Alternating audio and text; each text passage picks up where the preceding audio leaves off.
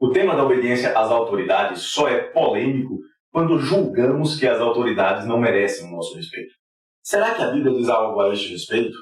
Eu acredito que sim. As autoridades sempre devem ser honradas em suas atribuições legítimas e nunca devem ser temidas quando se tornam tirânicas e usurpadoras.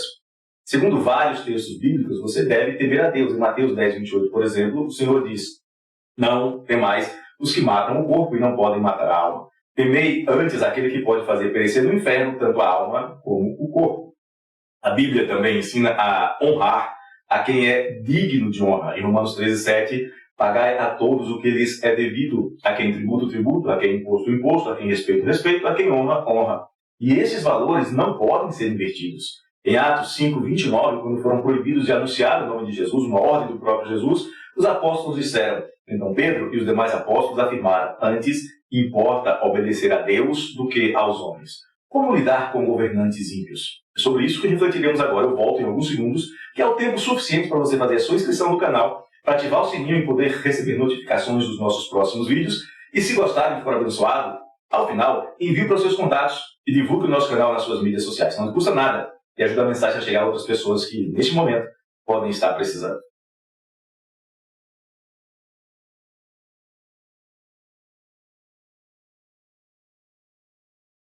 Você sabe o que fazer quando ímpios governam? Em 1 de Pedro 2:17, Pedro diz assim: tratai todos com honra, amai os irmãos, temei a Deus, honrai o rei. É possível que em algum momento uma cidade, um estado ou um país tenha como governantes pessoas, um grupo de pessoas absolutamente ímpias. Isto não seria novidade. Olhando para a história, por exemplo, em Roma, nós tivemos por ordem cronológica Calígula, na 4ª década depois de Cristo, Nero, na 6ª década, Cômodo, já nos anos 180, 190, Heliogábalo, entre 218 e 222, Diocleciano, entre 284 e 305, Valentiniano, um apóstata, entre 364 e 375. A Bíblia também fala de péssimos reis como Acabe, em 1 de Reis 16, um rei idólatra e violento. Fala de Jeroboão, no segundo livro dos Reis, capítulo 14, um rei igualmente idólatra, violento e opressor. Fala de Manassés, no segundo livro dos Reis, capítulo 21, que ofereceu seus filhos em sacrifício aos deuses pagãos. Fala de Amon, no segundo livro dos Reis, capítulo 21, que assassinou o seu próprio pai. Fala de Joás, no segundo livro dos Reis, capítulo 12, um idólatra responsável pela morte do profeta Zacarias. O mundo já teve governantes como Maria Sanguinária, Vlad, Átila, Hitler, Pol Pot, Mao Tse-tung, Stalin, Castro e muitos outros. O nosso país também não foge à regra. Já tivemos aqui no Brasil uma rainha louca e outros tipos de governantes que parecem verdadeiros flagelos de Deus para disciplinar uma nação que insiste em permanecer idólatra. A Bíblia fala de governantes ímpios e dentre eles o casal Acabe e Jezabel se destacam. Parte da história desse casal amaldiçoado pode ser lido no primeiro livro dos Reis, capítulo 21, versos 1 a 16.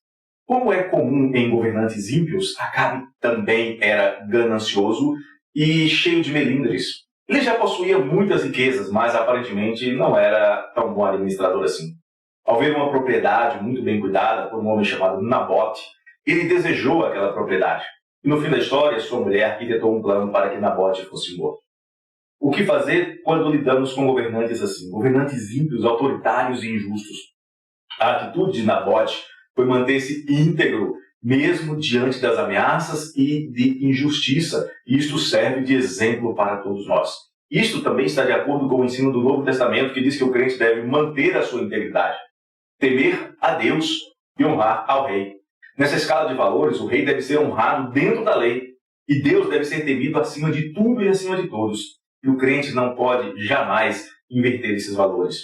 Honre ao rei quando ele merecer, quando estiver dentro da lei. Tema a Deus acima de tudo, acima de todos. Um abraço do coração do pastor.